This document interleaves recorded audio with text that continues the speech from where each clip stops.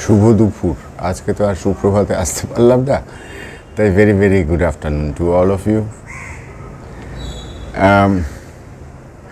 রাখি একটা উৎসব যেটা আমরা সবাই জানি, কিন্তু অনেকেই হয়তো জানি না যে সেটা কীভাবে শুরু হয়েছিল।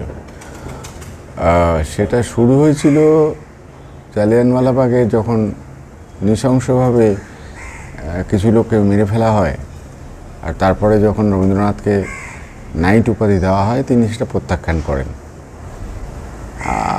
1905 সালে, if I am not mistaken. হতে পারে, ভুল হতে পারে, অত মনে নেই।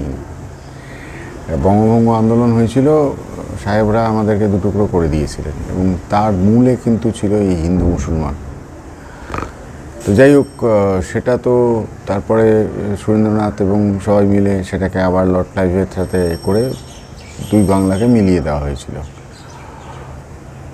কিন্তু রবীন্দ্রনাথ তখন বোধহয় ভেবেছিলেন যে এই হিন্দু মুসলমানদের মধ্যে যদি আমি একটা রাখি বন্ধন করিয়ে দিতে পারি, তাহলে বোধহয় একটা সত্যিকারের সারা জীবনের জন্যে, আগামী দিনের জন্যে আমরা যে সবাই একসাথে একই রাজ্যে সুন্দরভাবে বসবাস করতে পারি তার প্রতিলিপি হবে।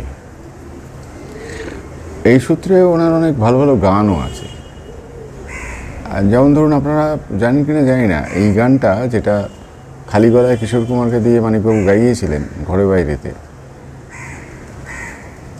শাসনে যতই ঘেরো আছে বল দুর্বলেরও, এটাও কিন্তু সেই উদ্দেশ্যেই গান।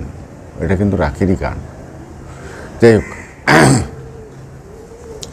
তো আমরা জানি যে ভাই বোনকে এবং বোন ভাইকে রাখি পরায়, ভাই বোনকে ইত্যাদি ইত্যাদি দেয়, এটাই বোধহয় রাখি। রাখি ঠিক তা নয়। রাখি কিন্তু একটা সামাজিক পরিকল্পনা ছিল। হ্যাঁ, তো সামাজিক পরিকল্পনা পরবর্তীকালে একটা অনুষ্ঠানে দাঁড়িয়ে গেছে। এবার আমি এমন একটা লোক না যে কিছু তমকম বিশ্বাস করি না। ধর্ম অনেক পড়েছি, মানে বলা বাহুল্য যে আমি উপনিষদও পড়েছি, কোরআনও পড়েছি, গ্রন্থ সাহিবও পড়েছি, সবই পড়েছি। আলটিমেটলি আমার মনে হয়েছে যে দেখুন, যারা নিজেদেরকে এথিয়েস্ট বলেন তারা ভুল, যারা নিজেকে অ্যাগনস্টিক বলেন তারাও ভুল।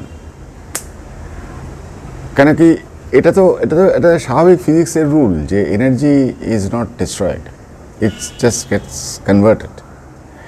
তো কাজে এত বড় একটা বিশ্বব্রহ্মাণ্ড এনার্জি ছাড়া চলছে, এটা তো মানাটা একটা খুব বোকা ব্যাপার হবে। তো কাজে কেউ তো নিশ্চয়ই আছেন যিনি এই এনার্জিটা দিচ্ছেন। এবার তাকে আমরা কেউ ভগবান বলছি, কেউ আল্লাহ বলছি, কেউ সূর্যদেবকে নমস্কার করছি, কেউ ইত্যাদি ইত্যাদি। কিন্তু আমি ওই পেতে নই। আমাকে যদি কেউ জিজ্ঞেস করে তুমি ভগবান বিশ্বাস করো কি ভূত বিশ্বাস করো, আমি একটাই কথা বলবো, ভাই আমার ব্রেন 20% কাজ করে, এর বেশি আমি জানি না। থাকতে পারে, আছেও হয়তো, কিন্তু সত্যি কথাটা হচ্ছে যে অনুষ্ঠান কিন্তু আমার খুব প্রিয়। তার কারণটা কি জানেন?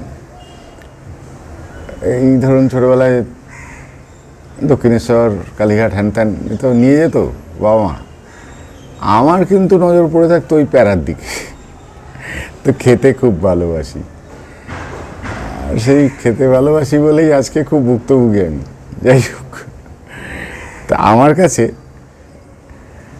রাখি ব্যাপারটা কি এটা আপনাদের একটু বলি। হ্যাঁ, 2 কলম লিখে ফেলেছিলাম এই 2-3 দিন আগে রাখির উদ্দেশ্যে।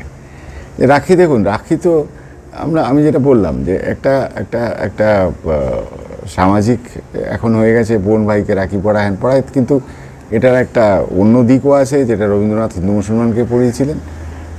কিন্তু আমার ক্ষেত্রে কিন্তু ভাই, আমি কিন্তু সেই দিন খেতে ভালোবাসি। তাহলে চলুন আমার কবিতাটা, আমার লেখা কবিতা রাখি আবৃত্তি করে শোনাচ্ছি।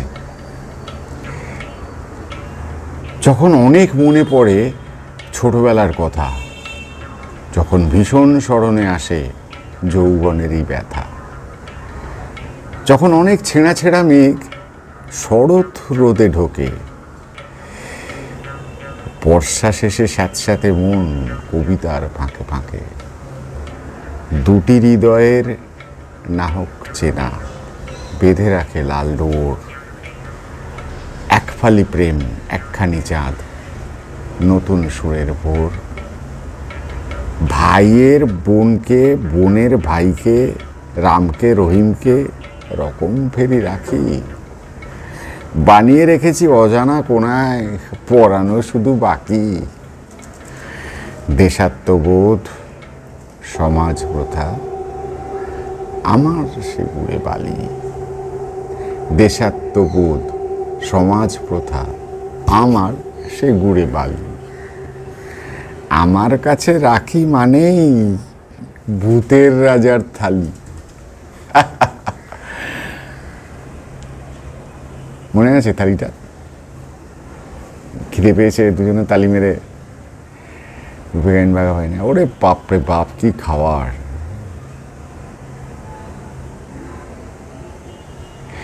ব্যাপারটা কি জানেন, আমরা না অনেক কিছু দিয়ে অনেক কিছুকে এক্সপ্লেন করতে চাই।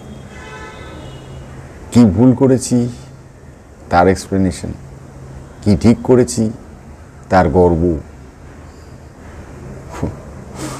মজাটা হচ্ছে যে সেই যে energy which runs the entire universe, that energy probably has something else. দিনটা খুব ভালো কাটুক, সুস্থ থাকুন, ভালো থাকুন। নমস্কার।